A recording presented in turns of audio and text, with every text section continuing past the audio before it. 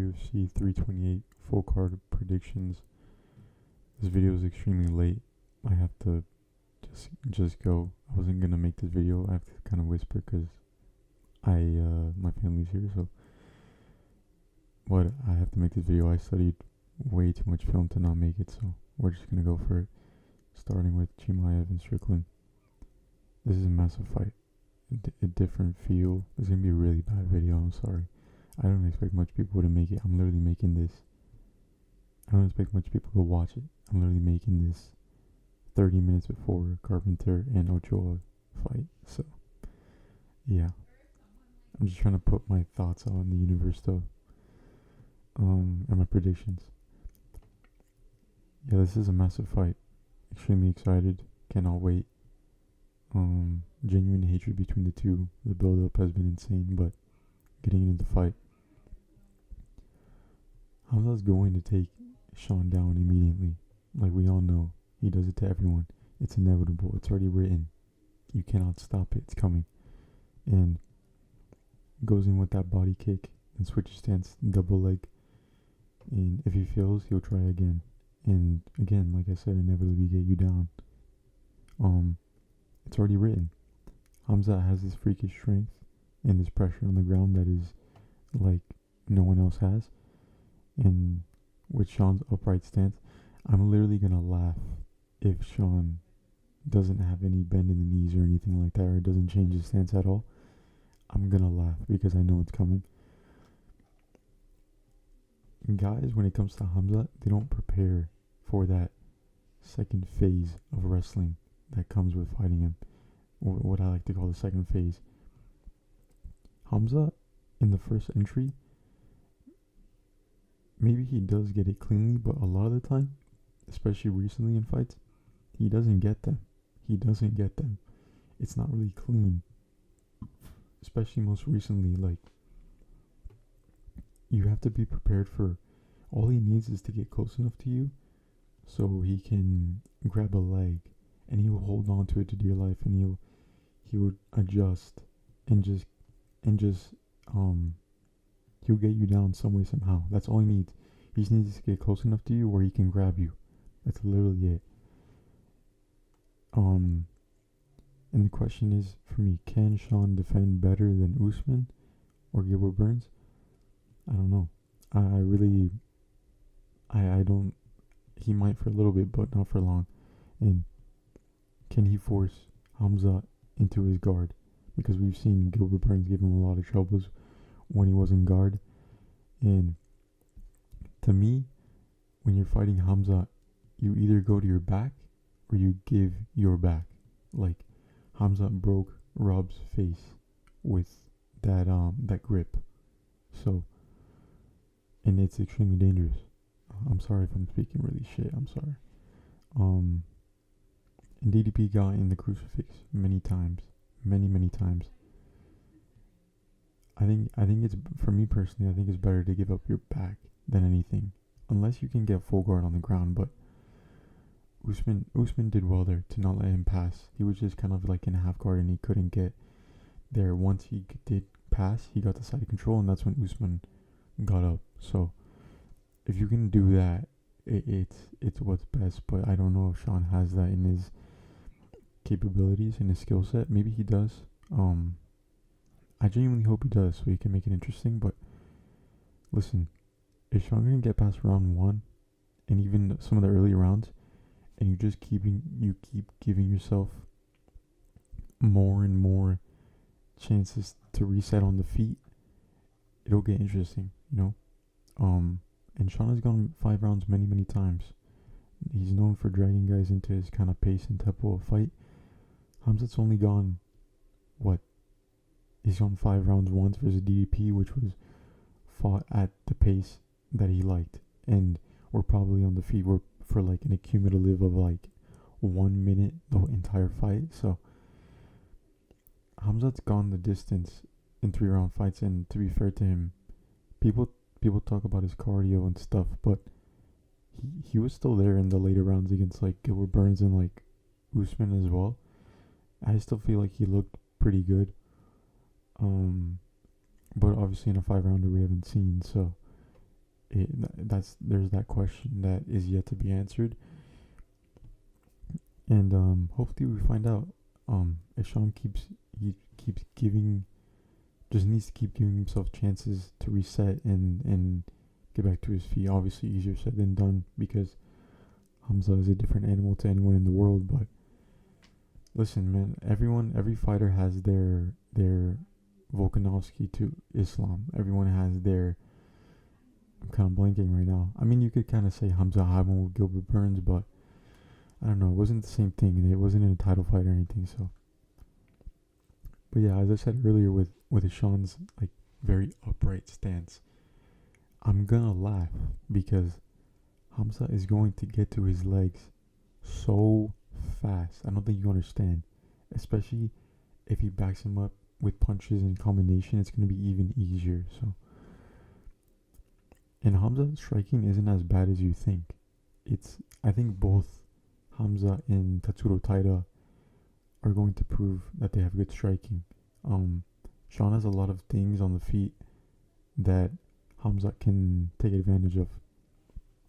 Like, if you push Sean in combination, like I said, he goes back in a straight line, kind of like he will reach with his lead hand and kind of leave his hand here, but he'll go with his head in the air. So it's a bit dangerous, but again, like your weight is not on your lead leg, and all the weight is on your back leg. So it's even easier not only to get the single leg, but also like your legs are there, and you're so you don't have your hands low to react to get an underhook or anything. So it's just so easy. That's why I think if Hamza does do that in combination, any level changes, he's gonna be at Sean's legs. It's insane. Like, it's so deep, it's insane. It's gonna be so easy to take him down. I could see Hamza doing like a little. I don't know if I'm thinking of the right fight, like Evloev and Arnold Allen, like do a little like 1-1 uppercut switch stance and then level change, like that kind of thing.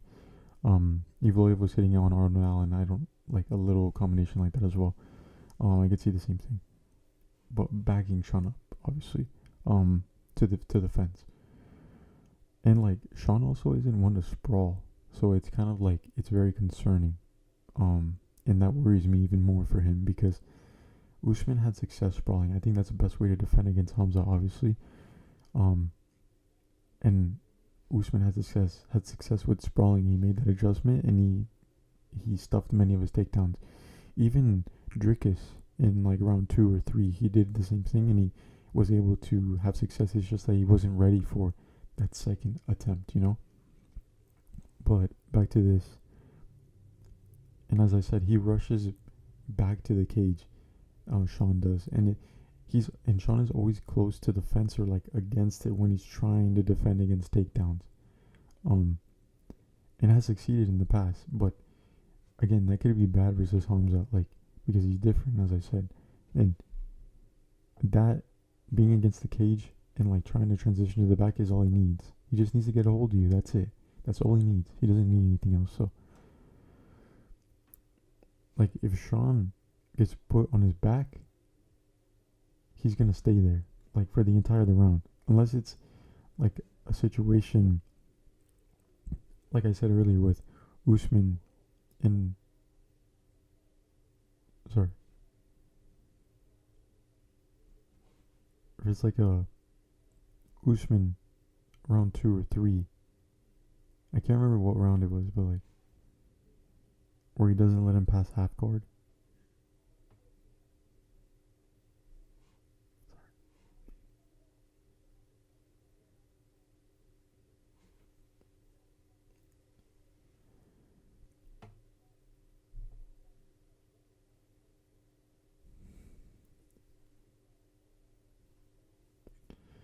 Or it's like a situation where he doesn't pass half guard.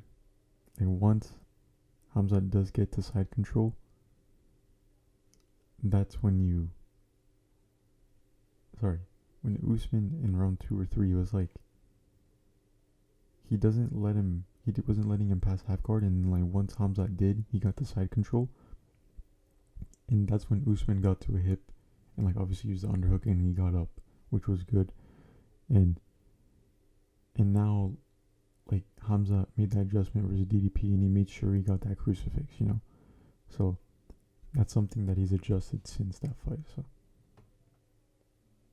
and like with the back take for Sean, Abush Magomedov was like really the only one I've seen on his back, and he wasn't there for long, and Usman was really like the only one I've seen control like Sean on the ground for like a long period of time.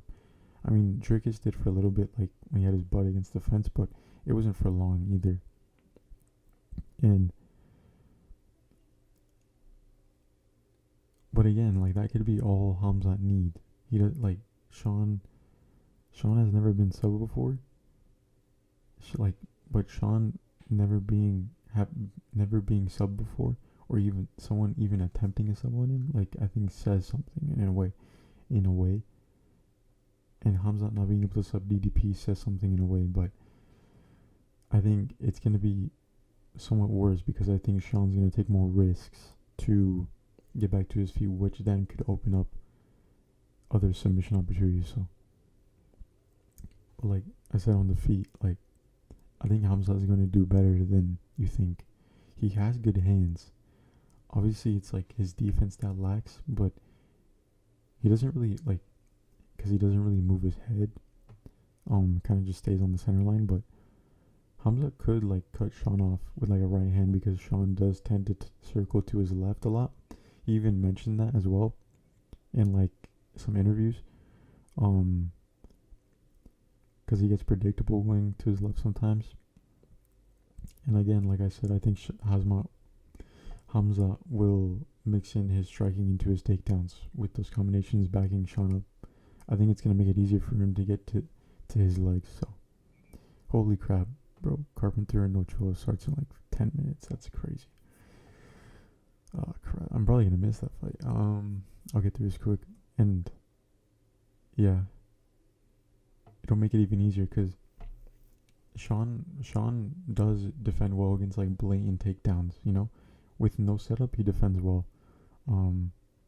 Always, but another point, I don't think the build-up is gonna make Khamzat want to stand and strike with him, but it will make him want to go get a finish and like genuinely hurt Sean. I've said that many times. And if he gets deep on a sub, I don't think he's gonna let go. I think the ref is literally gonna have to drag him off, like very Habib Connor-esque situation. And my initial reaction, like when this fight was announced, was Khamzat, and it was an easy prediction to me. Like the prediction was very heavy. And before I like watched film, I thought Sean had no chance, but after watching film, Sean definitely does if the fight plays out a certain way. But it's gonna be extremely tough. Like he's gonna have to rely on a couple things, which I'll get into in a second. But I think Khamzat's gonna run through him in a round or two.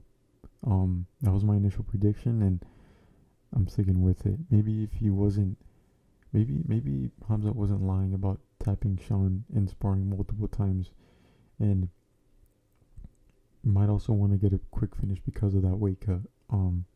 I think that is a thing in this fight, honestly. I don't think he wants to worry about gassing, especially if they end up on the feet for a little bit and he has to fight that kind of pace as well. But I think Sean's gonna make it a bit more competitive than DDP. Obviously, if it does get past that round, and I could see Sean getting out of the first round, but yeah, I think Khamzat's gonna come out like a freaking bull, bro. But like he always does. And I think Sean will be able to get to his feet in moments, but Khamzat's just gonna be able to get him down. And like I said, if Khamzat can get a finish like early, then it's gonna be tough.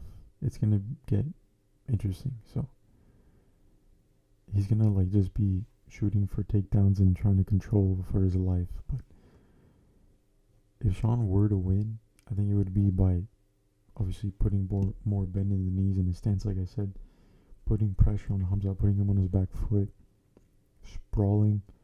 Um, when you get taken down, just like stay calm, try not to get finishes.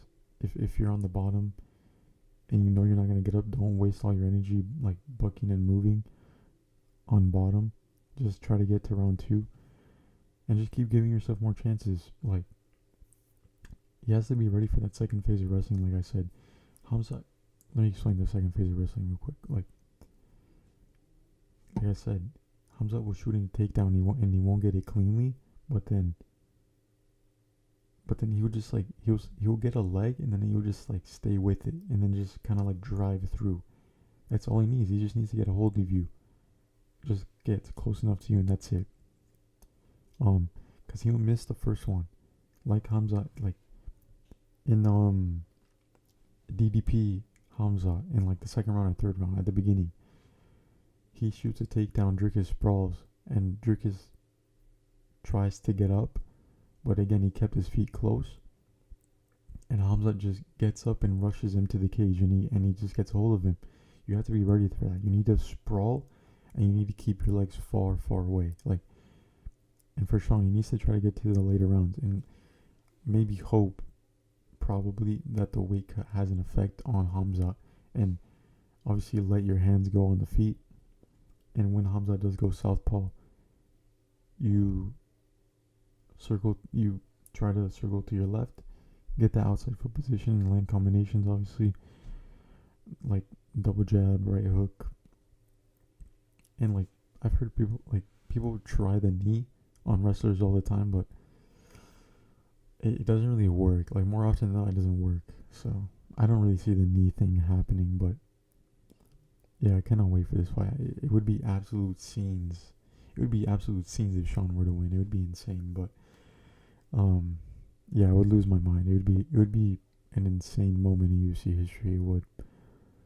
But yeah, official prediction: Khamzat by finish within the first 2 rounds. Because I could see either a TKO or a submission, but I would lean more towards submission. But like I said, the ref is gonna have to drag him off. I don't think he's gonna let go. So really excited for that. But what I'm genuinely probably more excited for, Joshua Van versus Tatsuro Taira. Me personally, I've been waiting for this one for a while. Like, this to me is a dream matchup that I've been waiting for. It's literally like choosing between my mom and my dad. I wish I could see them both win, but this is the game we play.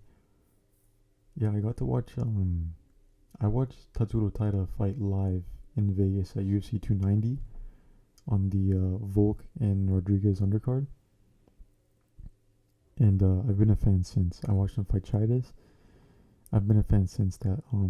I knew him a bit before the fights, and I was excited to watch him fight, but made me even more of a fan. But even Joshua Van, since his debut,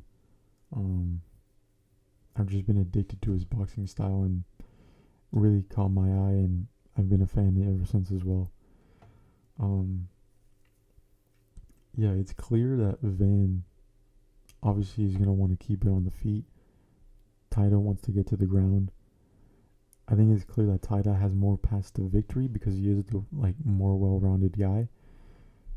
But Van's objective is clear because he knows what he wants to do. He defends and keeps it on the feet. He's an anti-grappler.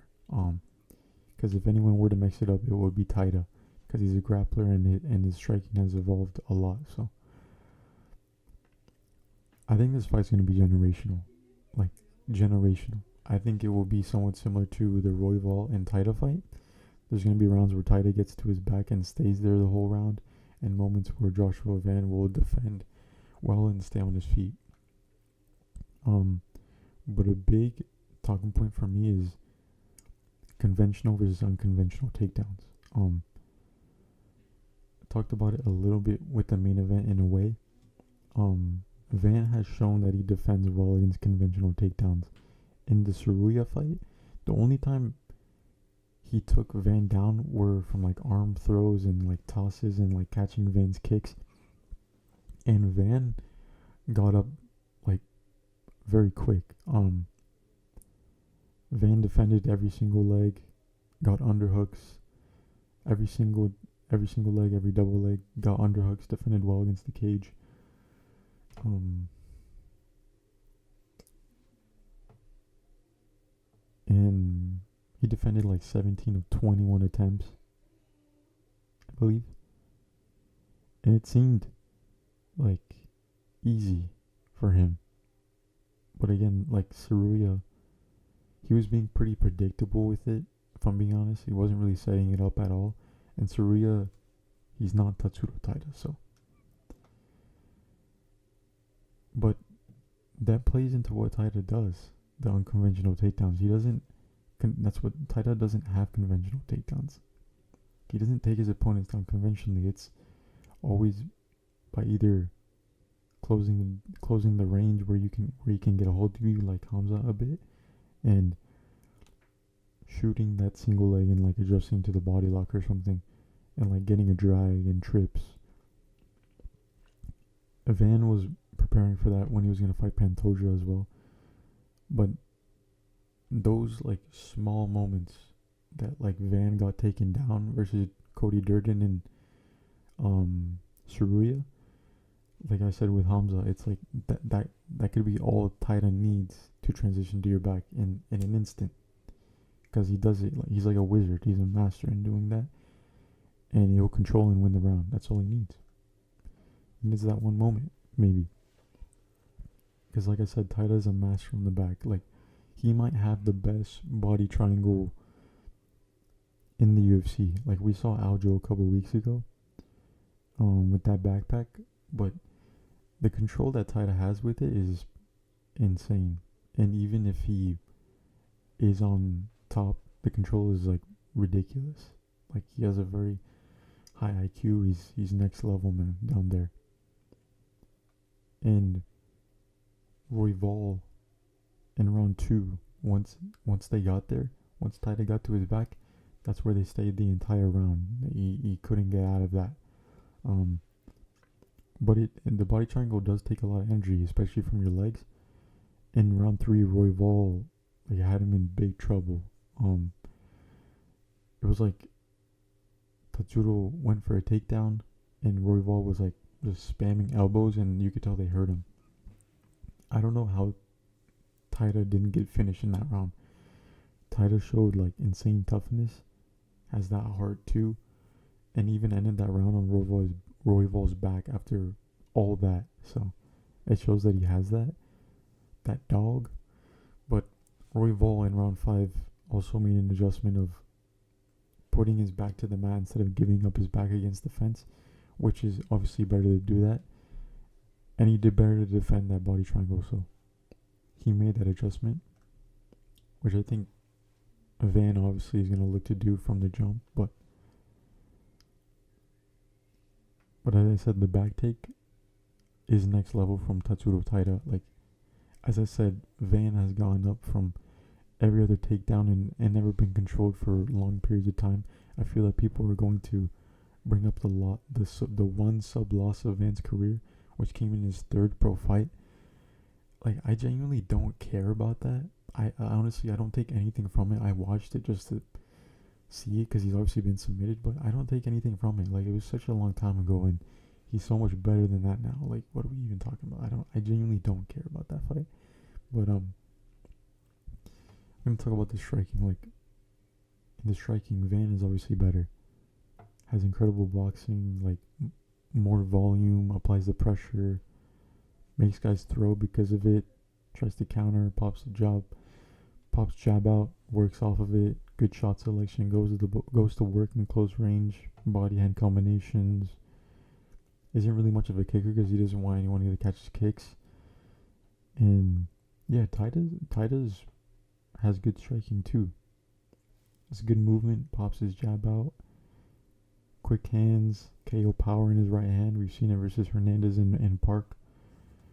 He hurt them both with one shot. He throws more like one at a time, not really in combination. But he has great counters, really good counters, and he has really good timing on them. Good uppercut on Perez when he tried getting to the inside and tried to lull Perez into a right hand by moving to his right. This is very smart. But like both their striking defense relies more on like footwork than head movement. Like both of their heads kind of stay on that center line. Van usually kind of like leans back or steps back to avoid shots, which can get kind of dangerous sometimes. Longer guys like Royval will have success with that, but Van usually looks to like take an angle and counter off of it, like a left hook and like uppercut.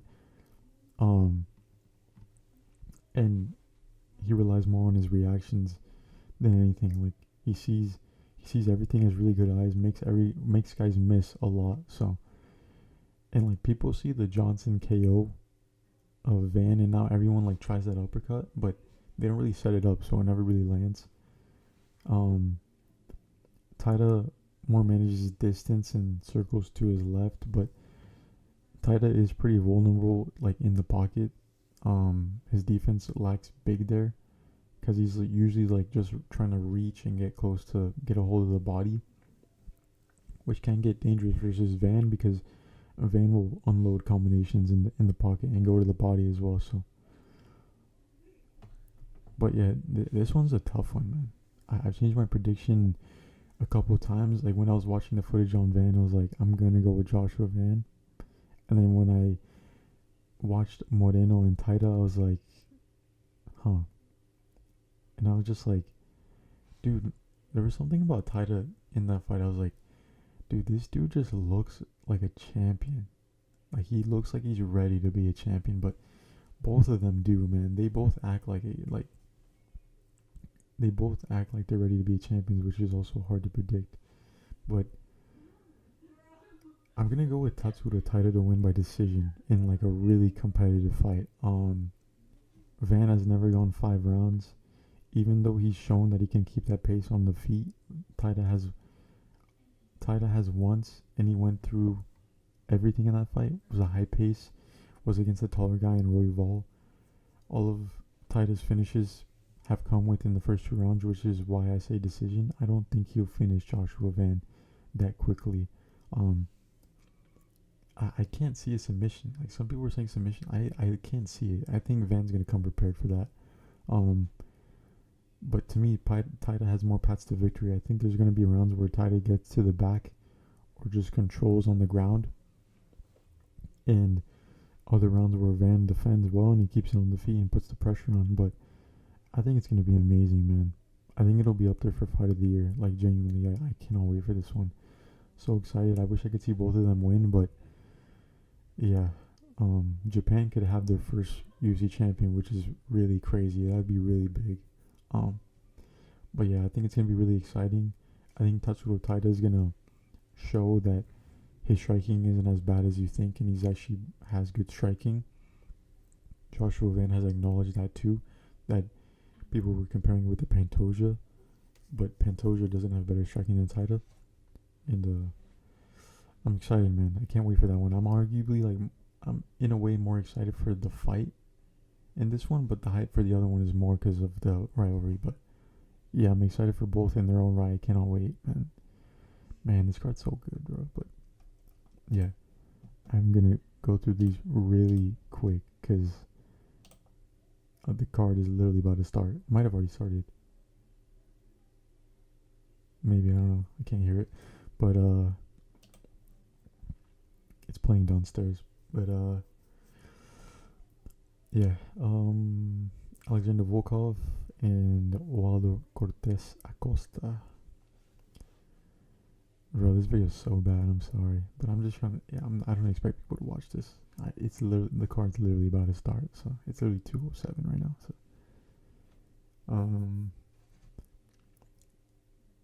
yeah, Volkov is a very experienced guy. He's been in the UFC a long time. A lot of KO wins. Coming off the win versus Almeida, which wasn't great. Has only lost to the guys at the top of the division, and arguably won the second fight with Cyril Gane. Um, Costa's on a 3 fight win streak, beating Lewis, Gaziv, and Delija. Onto Delija. His last loss was to Pavlovich. Before that, he was on a 5 fight win streak too. He's never been finished. The last time Volkov was TKO'd was against Lewis in 2018 on the Khabib McGregor. And yeah, Volkov just gives people like heavyweights problems just because he's 6'7". Uses low kicks, deeps to the body, front kicks, can mix in takedowns too. Did them well versus Gane. And like Volkov always looks like he's gassed. He always looks like he's gassed and like mouth breathing, but he's always been like that. Yeah, there's moments where he explodes with combination every now and then as well, but he's pretty patient. Low output, quite slow. Costa has decent footwork. It's pretty fast for a heavyweight. Like he circles and he jabs. Gonna look to land that right hand. But I'm gonna go Volkov by decision. I think he'll put like that subtle pressure on Acosta, get his kicks going, low kicks, body kicks, stay at range, get the win. If Waldo were to win, it would probably be by TKO, obviously. I think it would be smart of Waldo to attack Volkov's leg as well. I could see this one going either way. I just think Volkov has fought this kind of fight like many times before, so I'm just gonna go with him. Sean Brady versus Joaquin Buckley. This one I'm excited for too. I really like this fight. Brady coming off the Morales TKO loss. That was the second fight. That was the second time he was ever finished. First time he was ever knocked down in the UFC. The other loss being to Bilal by TKO. And those are still the only losses in his career. Hasn't gone a TKO win in the UFC yet. Only on submissions.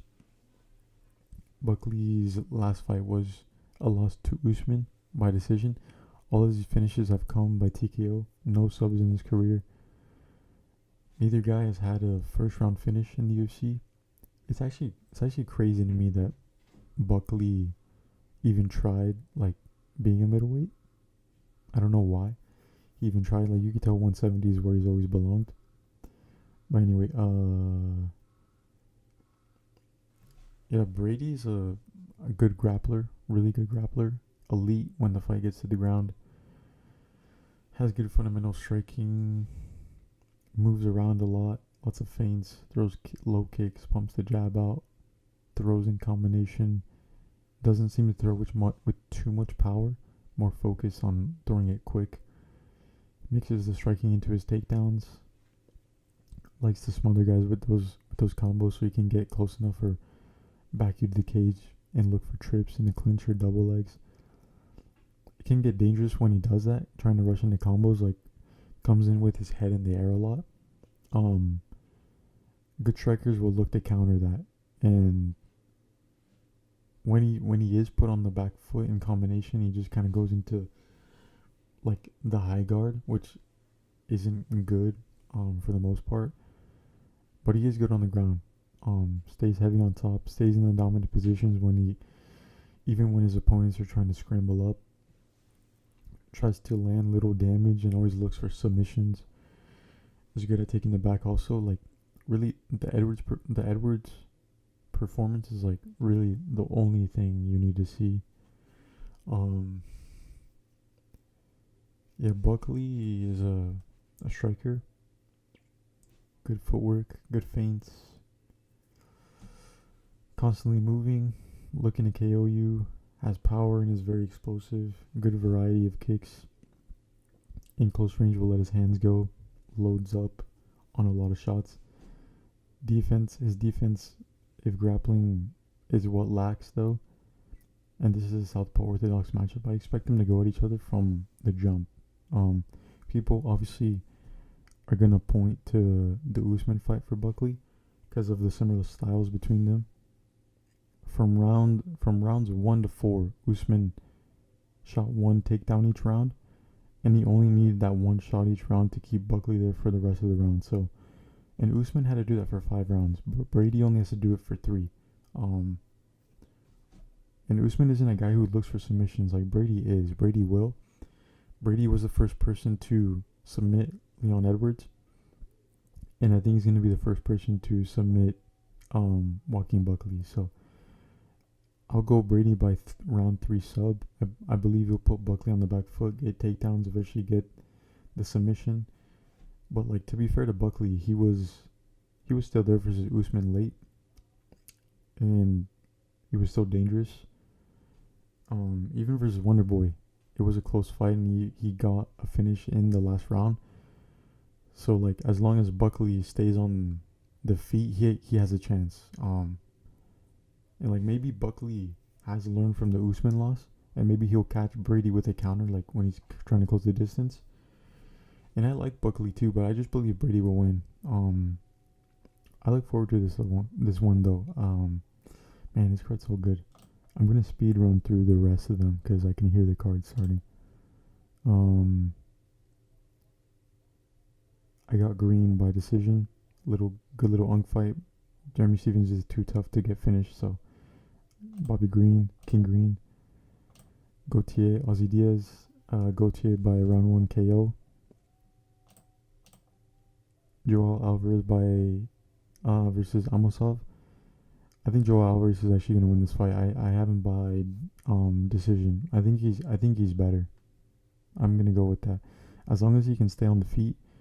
I mean, it'll be competitive though, because both of them are kind of like probably the same on the feet. Obviously, both have that threat on the ground. A lot of submissions between the two of them, but I'm gonna go with Joel Alvarez. I think he's gonna win this fight. Grant Dawson, Rombetsky. I'm going with Rombetsky with a KO within the 2 rounds. I don't trust Grant Dawson at all. I got Jerry Gordon by decision. Sorry, Jim. Tulio by decision. I think that'll be a good little fight though.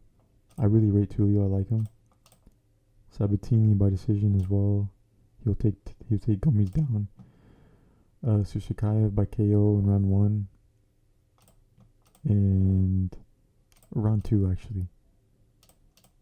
Carpenter and Ochoa, it's literally on right now. I'll go Ochoa by decision. I can't see him getting a KO. I don't know why, I just can't see it, but yep.